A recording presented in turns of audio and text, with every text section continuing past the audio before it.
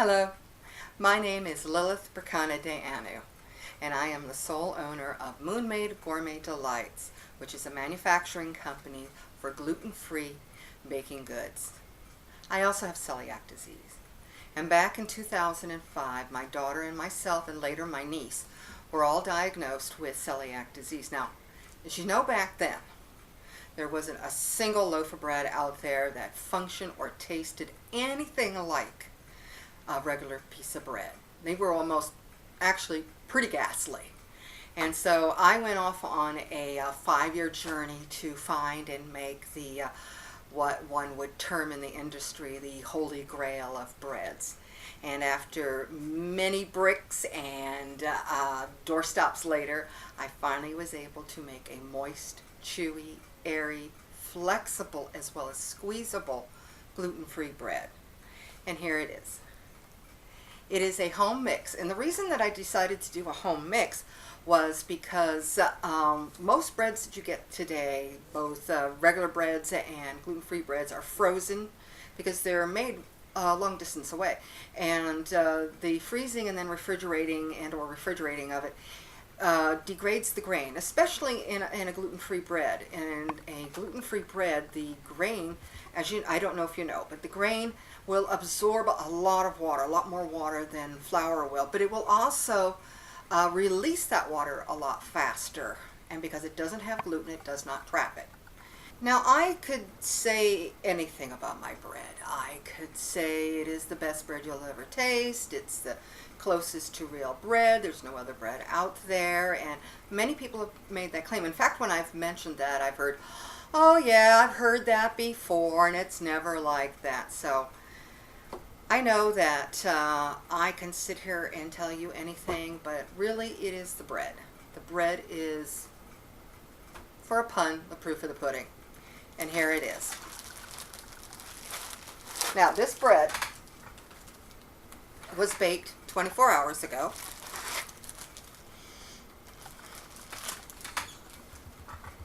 It's a good sized loaf. It has that wonderful funny shape that gluten-free breads have, and you can see it's still pretty flexible. And there we go. As you can see, it's got a nice springy soft top, but really, like I said, the proof in the pudding is the bread.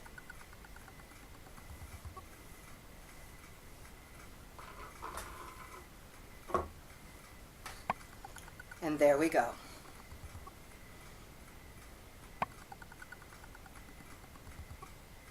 You can see the springiness of this. You can see the little holes that it does hold up to itself. This is what you would call the matrix.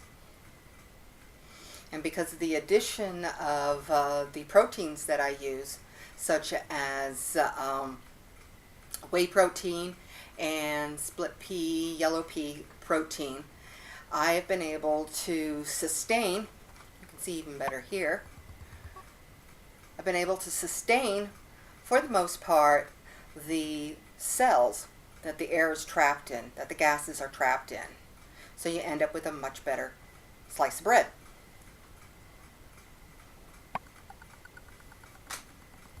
Now, let's see what it's like when it's cut.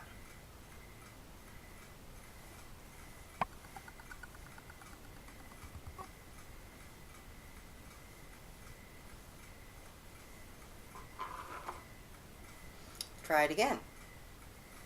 This time a little thinner.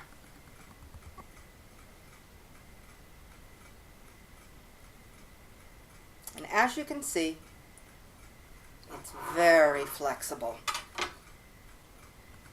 There we go. You can bend it. You can roll it up,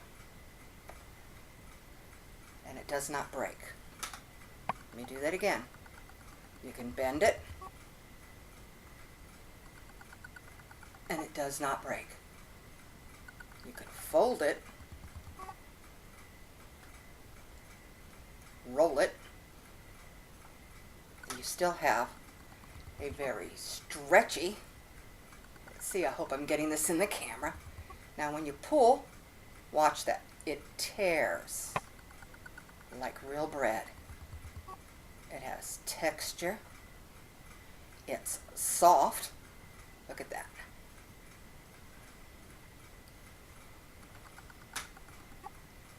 Now, let me show you something. And as you can see, it pulls apart. Now, when have you been able to do that with a gluten-free bread? Remember, wheat bread? We used to do this all the time. Now remember, this bread is 24 hours old. There we go again. Fold, unfold. Turn around, you see it's not broken. So you can use it for hot dogs, for hamburgers, any sandwich that you need. It flexes, it bends, and it tears. And once again, now I don't know about you guys, but I used to do this when I was a kid. I would take white bread, just about any kind of bread, especially sourdough bread. Being Italian, you know, we do love our sourdough bread. But then I would squeeze it up like this, see? So that's a very, very moist bread. There we go.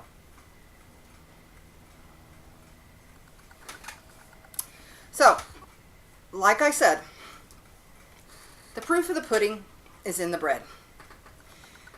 And you can read on the Indiegogo site, some of the, in the comments section and in the updates, you can read about the reviews that I've had. I've had one professional review and one review that was written for me by someone who was on Celiac, the Yahoo group Celiac.